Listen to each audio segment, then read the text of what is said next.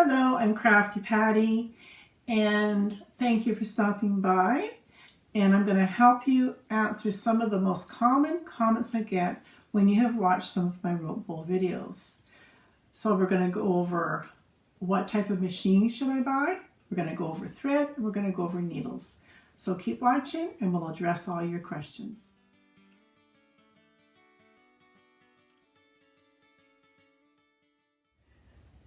I'm going to be comparing a manual machine versus an electronic machine. This is the machine, the Husqvarna, a basic machine I've had for many years. I've made most of my rope baskets and bowls from. Now, the first thing I'm going to mention is most manual machines have a smaller head on them. This allows you to be able to get a smaller rope bowl in and still be able to get it right over the head of the machine, because if you can get it over the head, that's how you make your nice straight sides if you want to make a large, tall basket. On the electronic machine, this is actually the smallest head I could find that I could still make rope bowls with. Some of them are huge. I actually made this basket on this machine as an example, and I got as far as here, and that's where my needle is, and you can see how it is angled out. I would never be able to make a small basket with straight sides on this machine because I can't get it over the head of the machine. So, very important depending on what type of baskets you want to make. If you want to make a large basket, no problem on either one. The other thing on this manual, and I'm not sure about your manual machine, but it can only go up to a 5.5 for a zigzag. That's as far as it will go. I've managed to make the rope bowls with mine. I'm using 1/4 inch thick rope, and I can manage to get and grab both ropes. If you have a larger rope than that, it's a little tiny bit more difficult. On the Quilt Expression Faff, I can go all the way up to 9 and make a really wide zigzag. So if you have really wide rope for some reason, then you will be able to do that with this machine. The other thing I noticed that is the depth from here to here. That makes a difference too. So right here I've got approximately 2 inches, and on this one without the extension bed, you can see that it's about an inch longer. This makes a difference for when you're trying to get in there and around. It just makes it easier because your presser foot isn't as far into the middle of the machine. There are other machines I've looked at on the electronics and the presser foot was way in here and way back. That would be difficult for making rope bowls. And the next most important thing, of course, is will your 1/4 inch rope, because I like to use 1/4 inch rather than the 7/16. It makes a much firmer basket. Will it fit underneath your presser foot?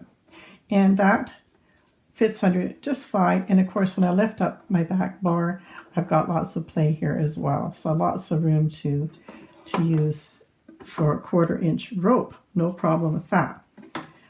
On the electronic faff, of course, with this machine, it gives you lots of room by lifting it all the way up. I have lots of room and lots of play, and there's no problem with that on that machine. Okay, let's talk about needles. I quite often have a universal already in my sewing machine, so I get a little bit lazy and I just leave it in there. And this particular size is 19/14, and it does just fine for making rope bowls.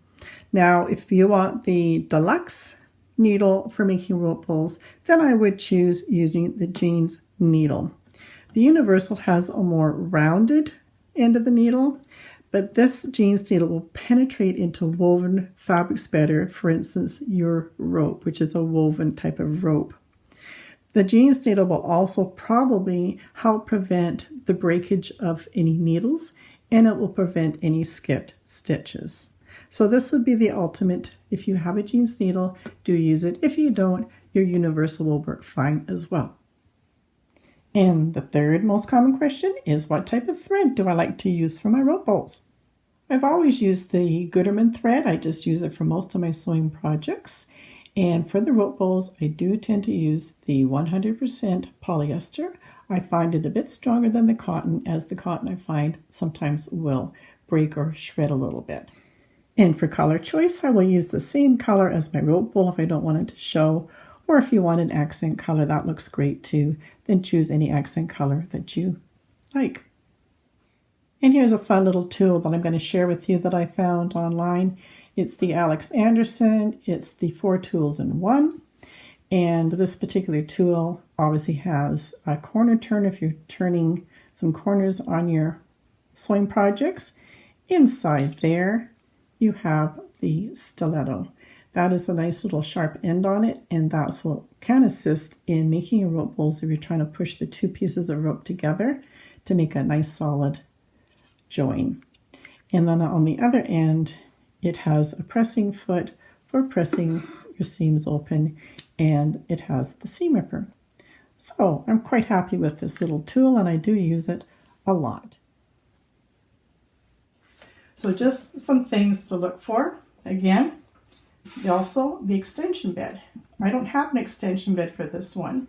An extension bed allows you to make a really nice flat base without it doming on you, because you can keep it really flat. That's important. So I've just gotten some blocks and some paper and brought it up until it's level with my bed, and that's working great. And of course, for your quilting machines, you probably will have an extension bed that comes with your machine, and then it's all ready to go. So that's an advantage there. So there's some pros and cons on both.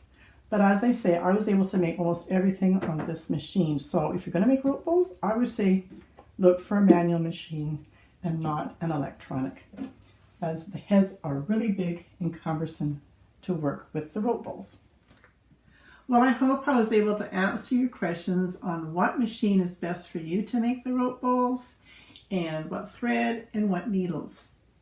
I will be publishing more rope bowl videos coming up very soon. The next one, we're going to teach you on how to bring your rope bowl from wide and then back to narrow again, and how to add an attached lid. So if that interests you, keep watching and hit the little notification bell, and then you won't miss the next video coming up. Till next time, bye bye.